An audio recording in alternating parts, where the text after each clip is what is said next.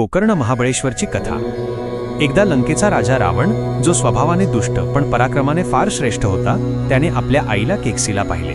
केकसी अत्यंत देवभक्त होती आणि दररोज वाळूचे शिवलिंग बनवून त्याची पूजा करत असे, प्रार्थना करत असे आणि मगच जेवण करत असे। रावण रोज हे पाहत असे। एके दिवशी त्याने आईला विचारले, मी इतका पराक्रमी असताना तू मातीचं शिवलिंग का करतेस? मी शंकराकडून शिवलिंग घेऊन येतो, त्याची पूजा तू रोज करत जा। आईला आनंद झाला। ती म्हणाली, वा, मग तर छानच, मला आनंद वाटेल। रावण कैलास पर्वतावर गेला आणि तिथे तप करू लागला। शंकराने प्रसन्न होऊन त्याला विचारले, काय हवं ते माग। रावणाने आपल्या आईच्या नित्यपूजेसाठी शिवलिंग मागितले। शंकर म्हणाले, लिंग देतो, पण लंकेत जाईपर्यंत ते जमिनीवर ठेवू नकोस। जमिनीवर ठेवलेस तर ते तिथेच चिकटून बसेल। आहे कबूल? रावणाने ही अट मान्य केली। देवांना ही हकीकत कळली। रावण मुळातच दुष्ट होता आणि शिवलिंग मिळाल्यावर तो अधिकच त्रास देईल असे त्यांना वाटले। काय करावे हे त्यांना सुचेना।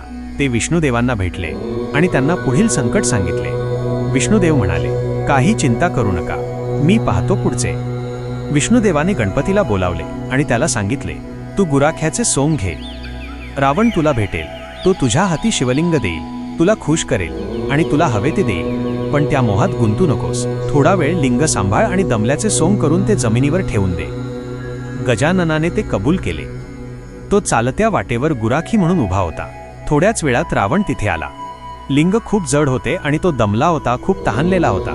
गुराखी समोर दिसताच तो त्याला म्हणाला, बाळा रे, माझ्याकडचं लिंग घे, थोडा वेळ नीट सांभाळ, मी तहानलेलो आहे, मी पाणी पिऊन येतो, आलो की तुला काय हवं असेल ते देईन। गुराख्याने ते कबूल केले, पण तू लवकर आला नाहीस तर ते मी जमिनीवर ठेवीन, आधी 3 हाका मारीन। रावण नदीवर गेला। त्याने हात पाय तोंड स्वच्छ धुतले आणि नदीचे गार पाणी पिऊ लागला। गुराख्याने हाक मारून सांगितले, दादा, लवकर या, लिंग खूप जड आहे, मी दमलोय। रावण आला नाही। दुसऱ्यांदा ओरडला तरीही आला नाही। पुन्हा तिसऱ्यांदा आरोळी दिली तरीही तो आला नाही। शेवटी गुराख्याने ते लिंग जमिनीवर ठेवले। तो रावणाची वाट पाहत उभा होता। रावण येऊन पाहतो तर काय, लिंग जमिनीवर ठेवलेले होते आणि ते तिथेच चिकटून बसले होते। रावण खूप चिडला, पण त्याचा उपयोग काय? रावण जोरजोराने लिंग उचलण्याचा प्रयत्न करत होता, पण ते मुळीच हलेना। खूप जोर करून त्याने ते लिंग पिरगाळले। ते गायींच्या कानासारखं दिसू लागलं, पण जागचं मुळीच हलेना। त्या ठिकाणाला गोकर्ण महाबळेश्वर असे नाव पडले। ते एक तीर्थक्षेत्र बनले आणि अनेक शिवभक्त तिथे जातात, दर्शन घेतात।